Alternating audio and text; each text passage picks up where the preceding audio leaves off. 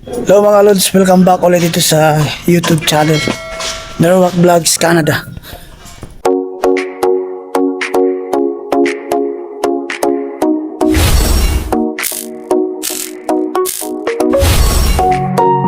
Nandito kami ngayon sa Philippine Consulate, dito sa may Canada Place. Nagparking lang kami. Dito kami nagparking sa ilalim ng ilalim ng consulate. So ipakita namin sa inyo mamaya kung saan ba. So kung pupunta kayo rito mga Lods, dito kayo magbayad ng parking. I-scan nyo lang tong yan. I-scan nyo lang yan tapos magbayad na kayo. Going yan yung QR code na yan, no? So scan nyo lang tapos diretso na yun, no? Mastercard ang kailangan. So ang binayaran namin, ang nilagay namin doon is 1.5 hours. So ang binayaran namin is 14 and 34 dollar. Medyo naguluhan kami mga Lods, no? Pagsakay namin dun sa may elevator, iba yung nakita namin. Bali, terminal pala to ng ano, no? Cruise ship. Ito.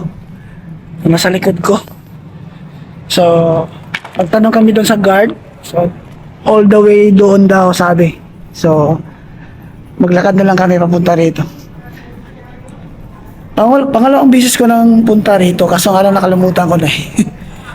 So, palabas tayo ngayon sa may Canada Place. Dito yata. Oh, here.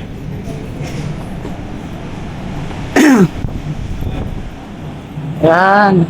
Dito na yata eh.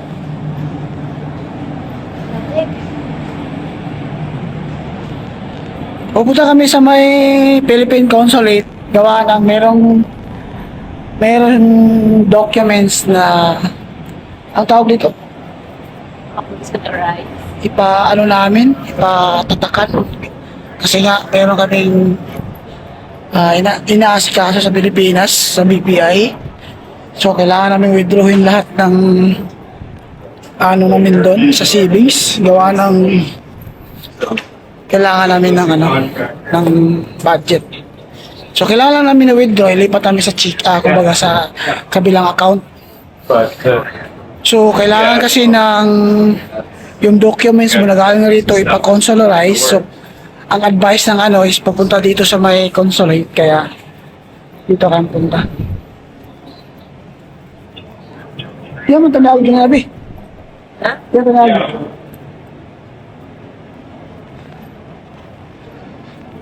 Yan. Medyo malayo pala ang parking rito.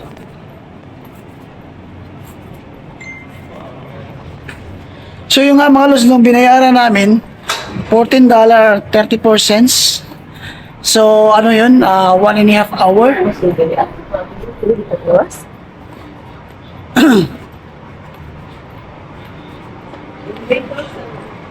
Ha? Yun tayo. Malamig kasi eh. Medyo malamig eh. So, napakaganda rito mga Lods. Terminal ng barko kasi ito, kaya ang ganda. So, ito yung ganap itong vlog na to. Gala-gala lang. Tapos, sharing sa inyo. Share namin sa inyo. Ha? Ayan. Dali na, miss na lang. Kasi, saan tayo na yun?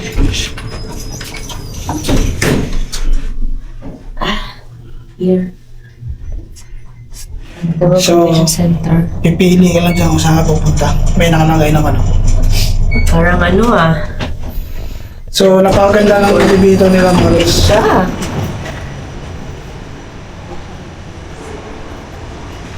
So,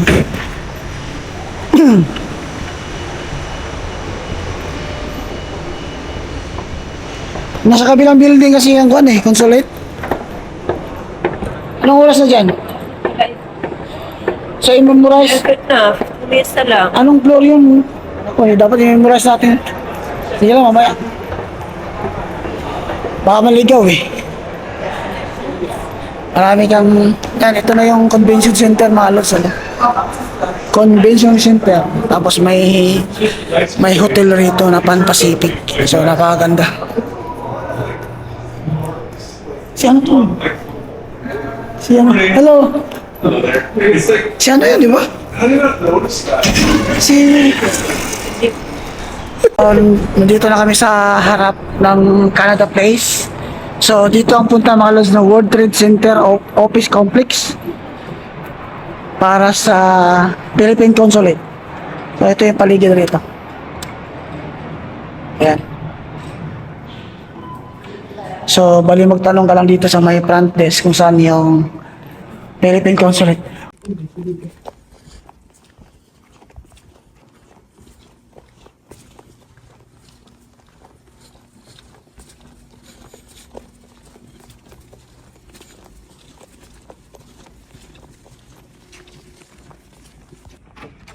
A few moments later.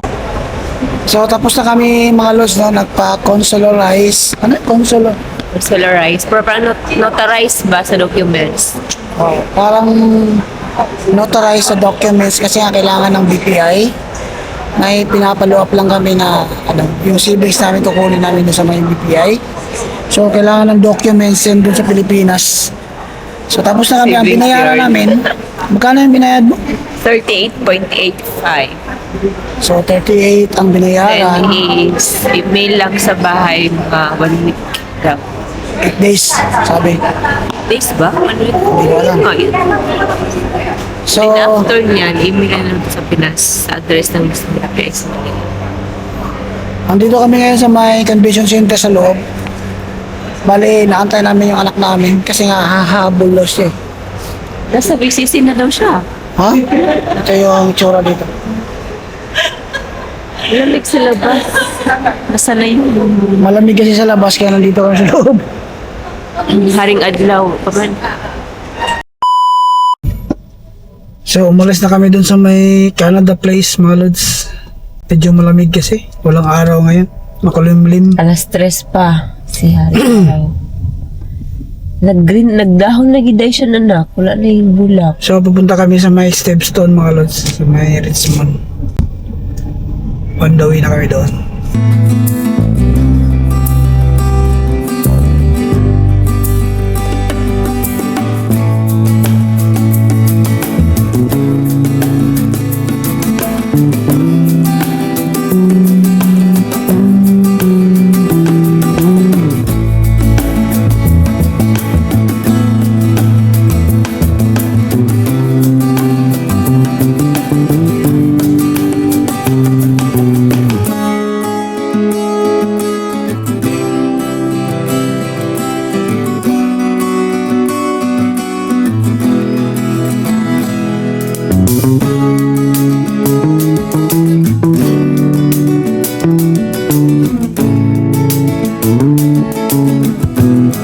Nilain mo na ito mga istoryahan. Bisaya man eh. Dili, matag sounds. Bulong galing mo to.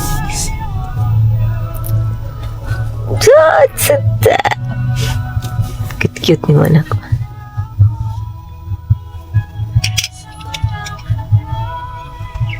Dili. Si Tia pa ko ano? Mayas Tia, kasi balong video. Balong. Hindi na po sa gilid na ako. Pasabot mo na, gwapo.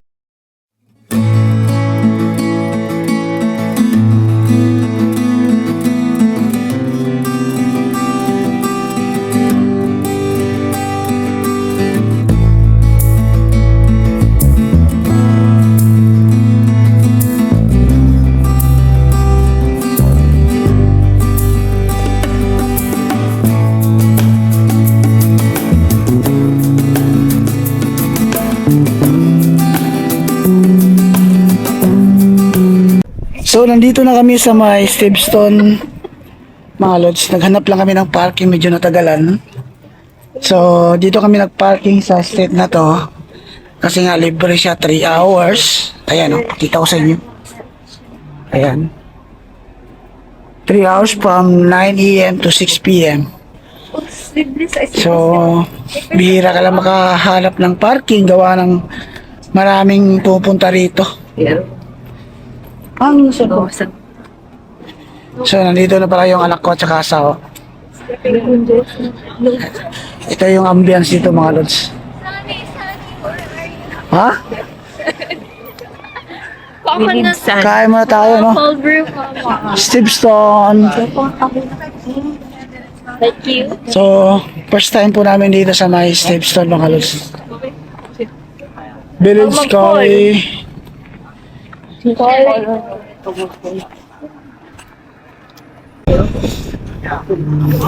Ha? Tingin-tingin nga tayo. Steveston Landing. So, medyo malawak dito mga lods. Para sa ano? Port. So, yung... Ha? Wala pa. Saan tayo kakain? Hanap mo tayo. Tayo sa ano ba? Ha?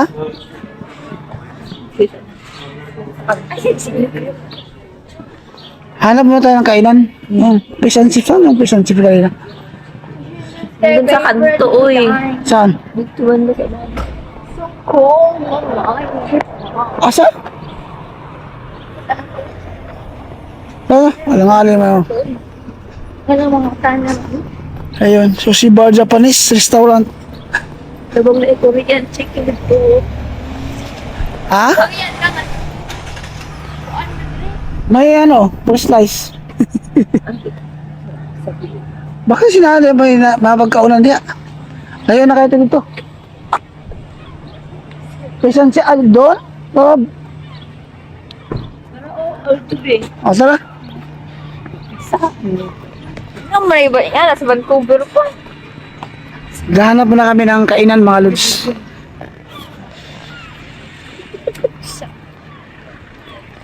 Ako na libre niya, Bi. Sino daw mag-libre? She said real. Ako na. Ang layo na pinarkingan natin. Ang layo na pinarkingan natin. Ba na, sige ba mo kuan. Okay Ayan, mga lods, oh. Baktas. Just walk. And then, Yung Fisherman's Wharf doon mamaya, pakita ko sa inyo. Walk na doon. Tama-tama after natin kumain. Baka may araw na. Kain muna kami dito. kain na tayo kasi gutom na si Mrs. Fish and chips, yun lang ang pwede namin kainin. Mrs. I Teo. miss fish and chips. Last time Be. Layo na Ay, pinarkingan. doon sa mana sa may waterfront kasi malamig. Punta nila. Malamig. Wow, Tagalog. Mamaya pa kasi lumabas si Haring Araw kaya medyo ano. Oras pa. Ano oras pa? Ay, let's go. I challenge you to close your eyes a little. So, diyan kami kakain mga lods, fish and chips. Magkano kaya dyan? Alamin natin mamaya kung magkano, ano? Ay, kailan mo yan na fish and chips. Kaya nga. So, gana ka to sa white truck ba yung tatsilis na blasa? So, nandito na kami mga lods, no? Tumitingin lang kami kung anong pwedeng orderin. Yung anak ko. Hindi sa ko bilang. Hingi ka muna. So, ito yung sa'yo, no? Ili yung mga fish and chips. Ili yung mga fish and chips. Ito nga yun. Pira isa. Asa? One piece fish and chips. A few moments later. Order namin mga lods, fish and chips. Ito yung calamari. Kain sa'yo. Ha? Ano yan? COD and salmon. Cash on delivery. Kain tayo mga lods, no? Alamin natin mamaya kung magkano lahat.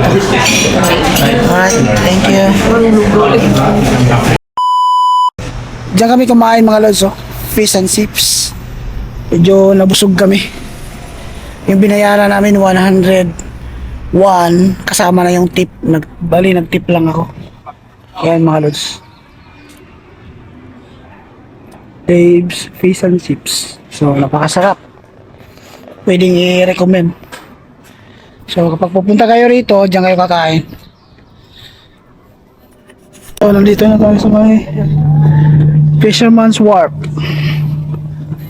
Tingin-tingin tayo dito ng mga isda kung mura ba talaga. Eh, yung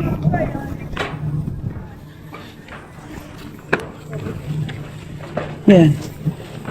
Parang marumi ang tubig. Ha? Salmon, oh. Open, salmon.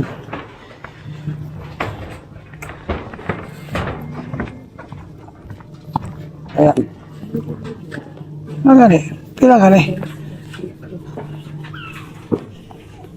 Sayang, oh. Thank you. $10 basket. Ganda na pake. Yung $10. Ano? Isa ka basket mo. Sumagi. 10 basket, $10. Okay, now let's split Okay. each. $10 each. Kaya nga. Let's split sesame. Alright. Damn it, 25. Okay, we come back. Oh, you're good. Tingin-tingin muna. Liinit na big. Tingin-tingin muna tayo kung anong mayroon sa iba. Ah, parang mga barko lang pala itong nagtitinda, no? Ah, dito wala. Isa ka. Uwi na lang kami mga lods, medyo malamig. Nahanap kita si San. Starting route to home.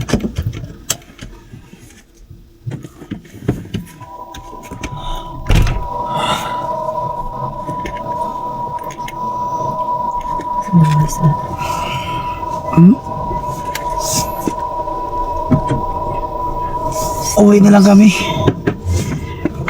Pauwi ng bahay.